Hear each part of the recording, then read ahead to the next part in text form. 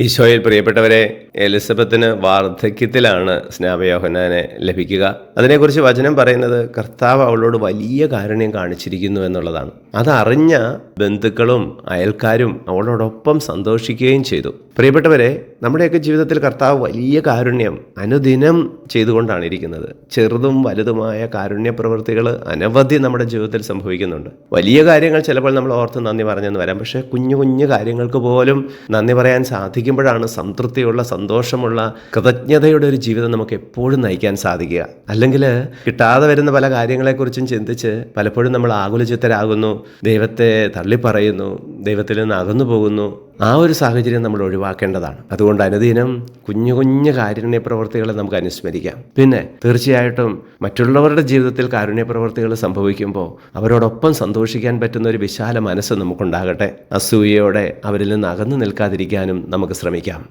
ഈശോയെ, ഞങ്ങളെ അനുഗ്രഹിക്കണമേ, ഇപ്പോഴും എപ്പോഴും എന്നേക്കും. ആമേൻ.